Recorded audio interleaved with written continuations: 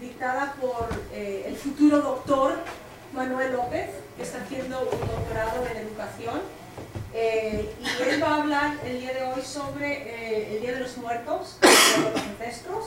Y él también habla de experiencia, ya que él es de México, en un país donde se celebra muchísimo el Día de los Muertos. Muy bien, Manolo, gracias. Cuando quieras. Hola, ¿qué tal? Pues bienvenidos. Vamos a hablar un poco del Día de Muertos. Tal vez ustedes han escuchado acerca de esta celebración. Y lo que vamos a ver el día de hoy es un poco más acerca de la identidad del mexicano con el Día de Muertos, ¿ok? ¿Cómo nos identificamos como mexicanos con el Día de Muertos? Vamos a ver qué es ser mexicano, ¿ok?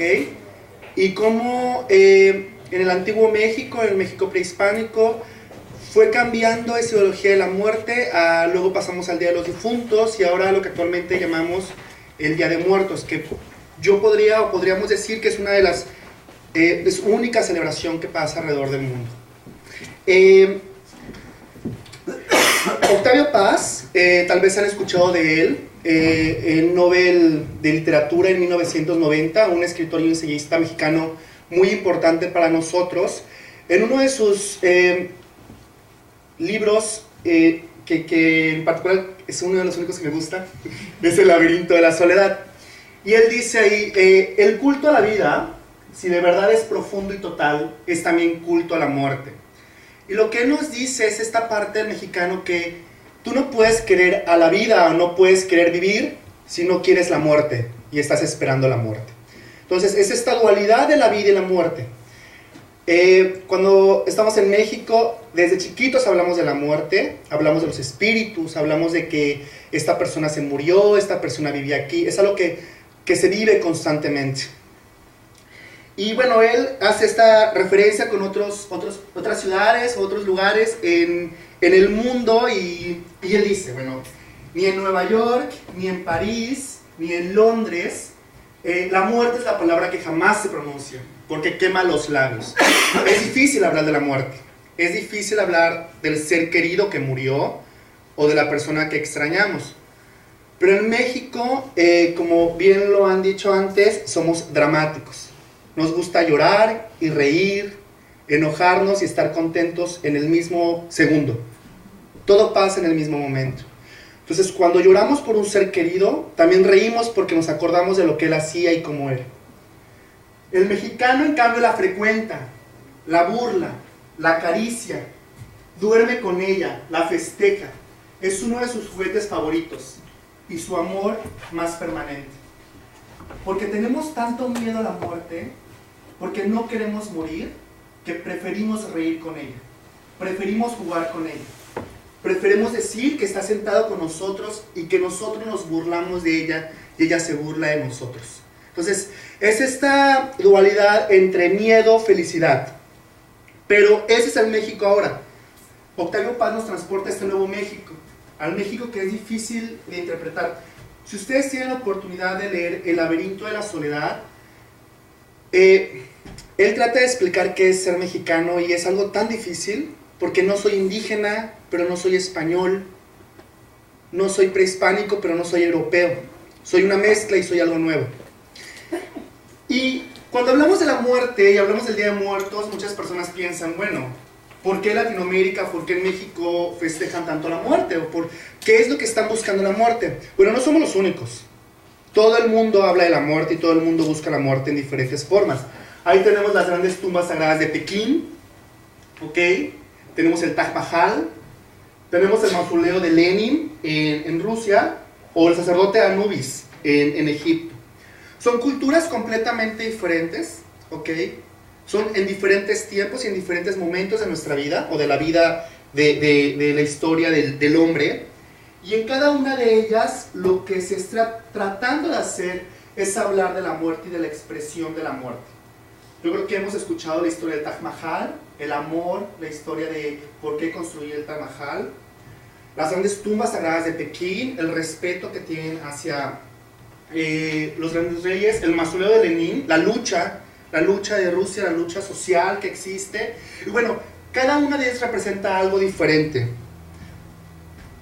Entonces, cuando hablamos de México, obviamente, y vemos estas criaturas que pueden ser un poco, que que nos espantan o que nos da miedo verlas, hay que recordar que en la época prehispánica, las herramientas que tenían ellos para demostrar la forma artística era diferente, ¿ok? No cuenta con una estructura como el Taj Mahal hoy en día, pero las herramientas que tenían, las manos, las piedras, creaban este tipo de dioses. Ese es el real español de México, Mictlatecutli, ¿ok? Que es un poco difícil. Mictlatecutli, que es el rey del inframundo o el rey de la muerte en algunas comunidades indígenas como es la mexica, la zapoteca y la mixteca, es representado con este personaje. Voy a poner un ejemplo porque muchas veces cuando hablamos de la historia antigua de México hay demasiados dioses y esos dioses se mezclan y en cada comunidad el dios tiene un nombre diferente. Posiblemente han escuchado acerca de Quetzalcóatl. Quetzalcóatl representa muchísimos dioses y en la comunidad mexica o mexica es el dios del maíz, del sol. Quetzalcóatl también está en los mayas, pero se llama Cuculcán y representa también el maíz y representa el sol. Con este ejemplo lo que quiero decir es que cuando hablamos del México antiguo hay demasiados nombres porque cada comunidad le da un nombre diferente y la interpretación diferente, ¿vale? Entonces pueden encontrar otro nombre de este mismo rey o de este mismo dios y no se vayan a confundir, si es cierto, o sea, puede ser que haya diferentes nombres. Este es Mictlatecutli, ¿ok? Y Mictlatecutli está representado en diferentes formas también. Él representa, como ya dijimos, el inframundo y representa la muerte. Él vive en Mictla, ¿ok? Que es el inframundo. Mictla es donde hay varios lugares donde las personas van cuando mueren en el México antiguo. Y no depende de cómo te portaste, si te portaste bien o te portaste mal. Depende de cómo moriste, cuál fue tu situación al morir, es donde vas a ir. Mictla, que es el inframundo y que después los españoles le llamaron el infierno, ¿ok? Que no es realmente el infierno como nosotros en el México antiguo lo interpretamos. Es todo un sendero que puede tardar muchísimos años un espíritu en andar, ¿ok? Tiene que caminar entre ríos, entre serpientes, entre peligros. Y por lo general va acompañado de un perro. Este perro es el que lo guía en el camino, el que no se sienta solo. Aquí está otra representación de Mictlatecutli. Esta parte es una parte del Golfo de México, en el posclásico, que podría ser la parte de los olmecas, los toltecas. Y de nuevo, lo que representa, si ustedes pueden ver, es la misma figura que tenemos al principio, es un esqueleto y es una cara igual, y lo que mantiene son los dientes. Lo que nos hace pensar también que en México antiguo se enterraban las personas y se veía todo el proceso de lo que le pasaba a una persona, ¿ok? O sea, sabían que los dientes quedaban intactos y con eso se representaba en lo que es estas piezas antropológicas. ¿Cuándo se celebra la muerte en el antiguo México? Y como hemos hablado, la muerte es un proceso, es como un ciclo. En el antiguo México todo es un ciclo. El ciclo de la luna, el ciclo del sol. Y lo más importante para nosotros es el ciclo del maíz. El maíz es lo principal que comemos. En las tortillas, que las tortillas es... La tortilla es lo máximo que va a encontrar en la comida mexicana. El maíz sirve para todos. El ciclo del maíz era muy importante, pero también la finalización del ciclo del maíz era importante porque sabíamos que iba a volver a renacer. Esa época es entre agosto, julio, septiembre, que es la época cuando viene el otoño y después el invierno. Eso le conocemos como el Tlazochimaco y Xocoxelhuitzli, ¿ok? Que son los meses que se racionan con el fin del ciclo agrícola.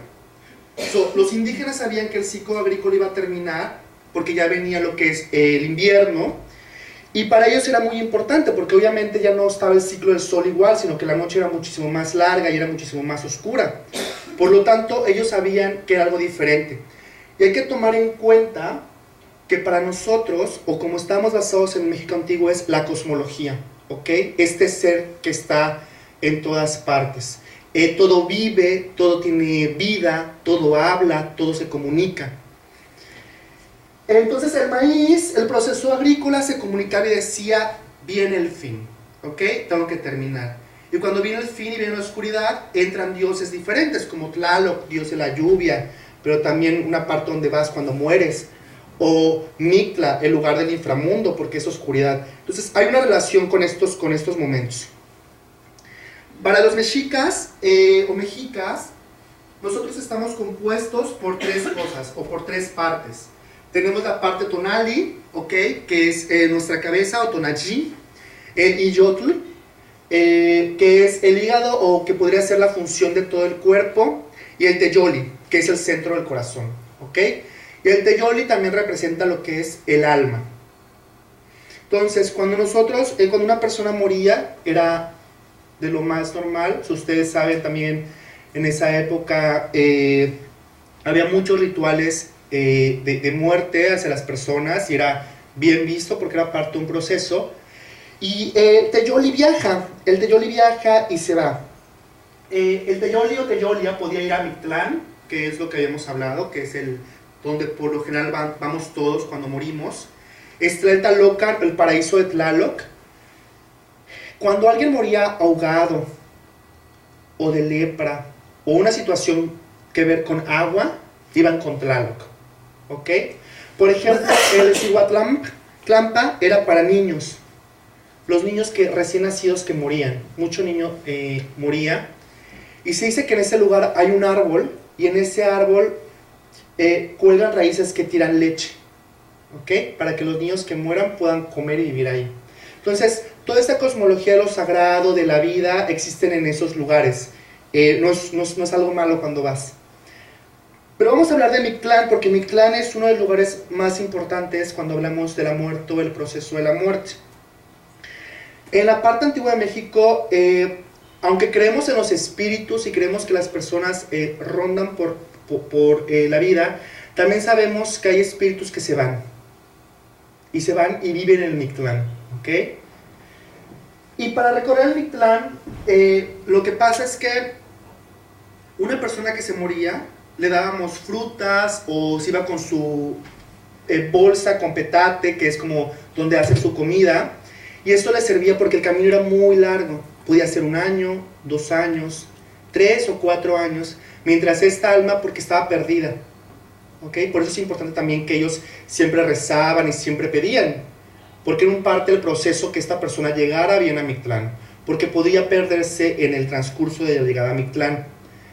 En esa pérdida también es cuando nos podemos encontrar en la vida, ¿ok?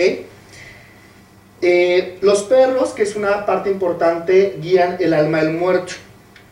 Y algo que pasa en México es que si escuchamos aullar a un perro, es que posiblemente alguien se murió. Si estás en tu casa y oyes aullar a un perro, es que posiblemente alguien murió.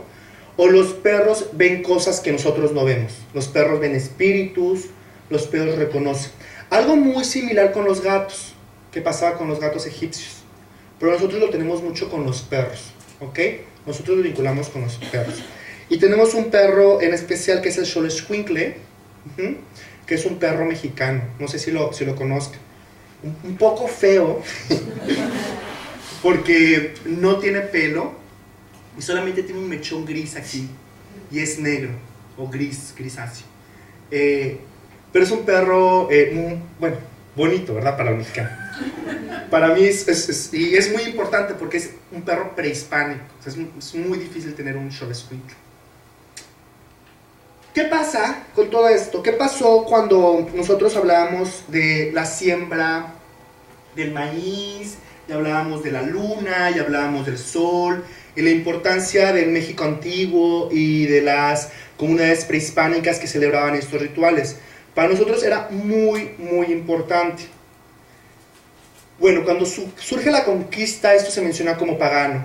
Y lo pagano, hay que recordar que se menciona a lo que está vinculado con la naturaleza. Todo lo que está vinculado con la naturaleza se considera pagano. Tú no puedes adorar al sol, o no puedes adorar al maíz o a la luna.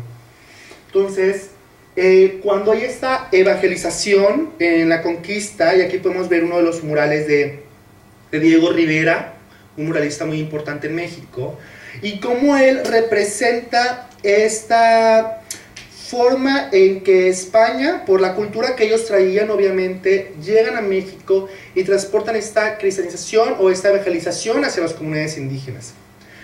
Lo que encuentran los españoles, y que puede ser porque históricamente ellos también fueron conquistados por árabes y fueron conquistados en la parte de judíos y romanos, es que ellos entienden que la diversidad es muy importante y hay que adaptarse. Y es lo que hicieron ellos. Por supuesto que vamos a respetar a sus dioses, pero te voy a dar este santo que es muy similar a tuyo. La Virgen, por ejemplo, es una Virgen morena, que es con un look muy indígena, ¿ok? Hay muchísimos santos que son los españoles jesuitas, por ejemplo, que fueron a México y evangelizaron, que se volvieron santos, porque era la parte que nosotros podíamos relacionarnos con ellos. Y eso no solamente pasa en México, pasa en toda Latinoamérica. España busca esta vinculación y la encuentra mediante la religión. Diego Rivera, yo creo que es un fantástico trabajo representando esto, y ve cómo ellos vinculan y transmiten toda la cultura que tenían. Algo muy curioso es que en España se celebra los días de todos los santos y difuntos, el 1 y 2 de noviembre, que chocaba muy similar con la fecha de nosotros para celebrar a los muertos. Y lo que hacen es juntar estas celebraciones. También, socialmente, que es algo que también debemos entender, cuando hablamos de esos procesos, es la sociedad cambia, nosotros como sociedad nos transformamos. Algo que pasa muy importante es la peste, tanto en Europa como llega la peste también a Latinoamérica, y lo que hace es todo un cambio de celebraciones. Por ejemplo, algo que pasaba aquí es que los muertos se les oraba en las iglesias, o se les enterraba en las iglesias. Pero por los problemas de la peste, lo que se hizo fue transportar los muertos a lugares muchísimo más lejanos, a los cementerios. Por eso ahora en México muchísima gente celebra en los cementerios, porque quedó esa costumbre. Estaba prohibido celebrar en las iglesias y se iban todas las personas a los cementerios. Entonces, esa vinculación. Después, cuando pasa la independencia de México, que es entre 1811 y 1821, lo que se busca es una identidad del mexicano. Lo que se está buscando es buscar un proceso histórico, buscar una identidad de ser mexicano que ayude a esta independencia, que ayude a crear una nación. Y una de las cosas más importantes que se hizo fue una festividad. En esta festividad, lo que se hacía era ir a la iglesia para celebrar a los fieles difuntos, particularmente, obviamente, a los que habían peleado en la guerra de independencia, ¿ok? Y en el Zócalo de la Ciudad de México había comida, había fiesta, y se dieron cuenta que la gente, que los mexicanos, ¿ok? Porque ya no queríamos esa división entre indios, indígenas y españoles. Queremos tener todos juntos una misma identidad, es lo que estábamos buscando. Este tipo de festividades que eran españolas por el Día de los Difuntos y la Iglesia Católica, pero al igual era una creencia prehispánica. Para nosotros en la parte prehispánica no celebramos 1 o 2 días, la muerte siempre está presente, siempre, todos los meses, siempre. Algo vive y algo muere, algo vive y algo muere. Entonces, se hizo esta unión y empezamos a festejar lo que era el Día de Muertos. Con esto también hubo más adelante una revolución política. En México tuvimos una dictadura con Porfirio Díaz. Este personaje que hizo crecer a México por la influencia francesa en forma mayoritaria, buscó un México burgués. Un México que se pueda comparar con un francés, con una persona de Londres, con una persona de Viena, que tuviera las mismas características de música clásica. Y Posadas, que era un artista en esa época, dibujó lo que llamamos como la Catrina. Y la Catrina es una dama muy elegante, burgués, pero que es la muerte. Que lo único que quiere es divertirse y sofocar al pueblo. ¿Okay? Entonces la Catrina hació eso, pero ahora la Catrina es una fiesta nacional. Ella le gusta el tequila, le gusta bailar, le gusta el pan de muerto. Antes de que te mueras, está contigo y se ríe de ti. Entonces es todo un evento cultural. Diego Rivera de nuevo hace este mural donde toma esta Catrina de Posadas y si ustedes ven ya es el Nuevo México, ¿ok? Es el México donde están indígenas, españoles, está la Catrina como primera parte y eso es muy importante porque significa que como mexicanos celebramos la muerte, es parte importante de nuestra vida. Y de ese lado es Porfirio Díaz, que es el dictador. Y él ve el pueblo. Y ahí está Frida Kahlo, al lado de la muerte. Frida Kahlo, que es también muy importante para nosotros. Bueno, con este mural vamos a empezar a hablar realmente del Día de Muertos. ¿Cómo celebramos el Día de Muertos en México?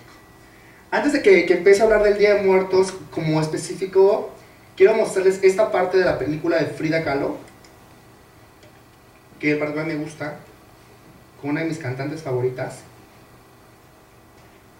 para que podamos ver cómo juntamos la muerte con la música, con la bebida y el drama mexicano.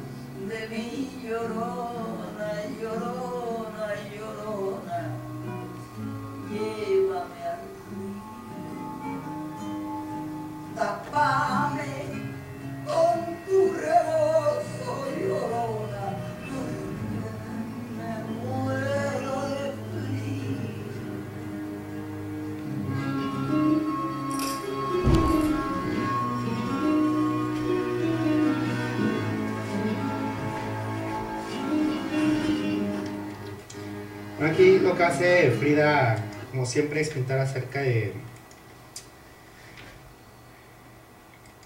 la muerte, ¿no? Y qué tan cercanos estamos, de ella. A mí en particular, lo que me gusta de esta parte es que relaciona lo que sentimos en México. Nos gusta sentir este dolor, esta pena. La música tradicional mexicana, aunque Chabela Vargas, si no me equivoco, es de Costa Rica, ella se pronunció mexicana, pero luego fue española por decisión.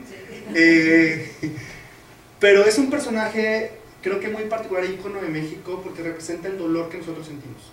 Y cuando muere alguien, no hay cosa más bonita más que llorar. Y estar ahí, y poner una vela, y poner el platillo favorito de lo que él comía. Porque cuando alguien muere, ya no vas a estar más con esa persona. Pero si cocinas lo que más le gustaba, es como si estuvieras esperando estar con esa persona. Le estás cocinando para él y él se lo va a comer. Es todo un conflicto y representa lo que nosotros como mexicanos creemos de la muerte. Este es Michoacán y es Pátzcuaro y es uno de los lugares donde celebran de la forma más bonita el Día de Muertos.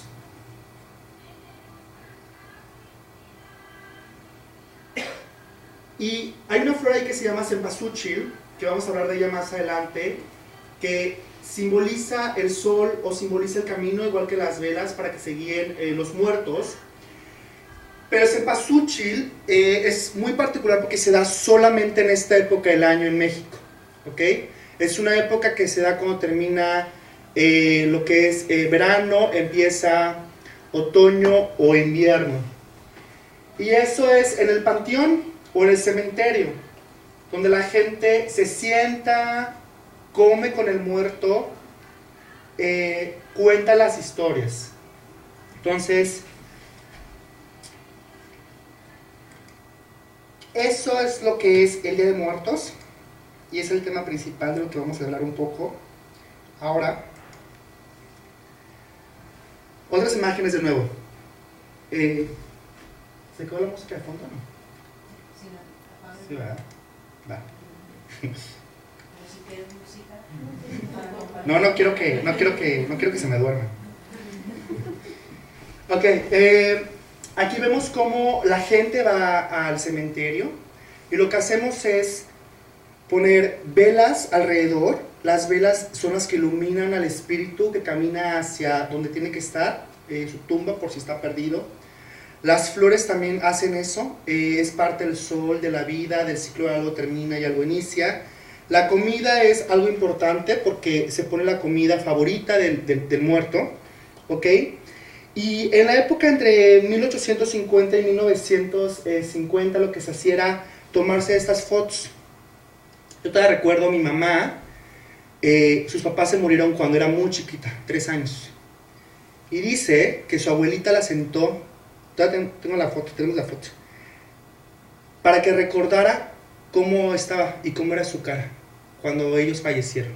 Y que siempre, siempre y nunca olvidara cómo fue ese momento.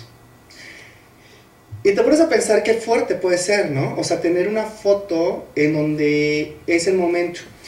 Pero también te ayuda muchísimo a valorar muchísimas cosas, o sea, a entender cómo te sentías, cómo eran tus facciones, qué mirabas, cómo has cambiado. Y es algo que, esto ya no se hace, ya no se toma la foto con el muerto. Pero sí sé que muchas familias se toman la foto después de que alguien fallece. Y eso es para recordar el momento. Y saber qué fue y cómo estábamos en ese proceso. Aunque parezca muy fuerte y muy triste, no lo es. Es como parte de la vida. Y nos tenemos que reír de ese momento. Uno de los antropólogos en México menciona que al convertirse en un evento simbolizado, es decir, tiene un símbolo importante para los mexicanos, no tiene fin, ¿ok? Es algo que aunque decimos que yo estudio y me preparo, puedo ser psicólogo, puedo ser científico, y sé que esto podría ser, realmente no existir, es un símbolo, y ese símbolo me permite estar vivo entre todo lo que hay alrededor. Voy a leer rápidamente este primer relato para que veamos, esta es una persona de un pueblo en México y es realmente cómo se siente acerca del festejo del Día de Muertos. Él dice: nosotros celebramos el Día de Muertos en el pueblo cada año. El día primero se celebra con rezos y tamales. Primero hacen los altares con palmas y hojas de plátano abajo. Entonces se ponen los tamales, las jícaras de guarapo, el pozol y el dulce, también todo lo que es de los difuntos. De ahí se llama un patrón para rezar, para venir a poner los alimentos a los que han muerto de todos los familiares, a los tíos de los tíos y de los hermanos que murieron. Después el patrón empieza a rezar hasta que se termine de entregar la ofrenda. Muchos patrones ancianos de 50 o 60 años llegan a rezar. Y cuando terminan, empiezan a repartir los tamales a cada uno de los compañeros que están al lado. Ya cuando están comiendo, se empieza a platicar de los muertos, de cómo eran antes. Entonces, hablábamos de los curanderos,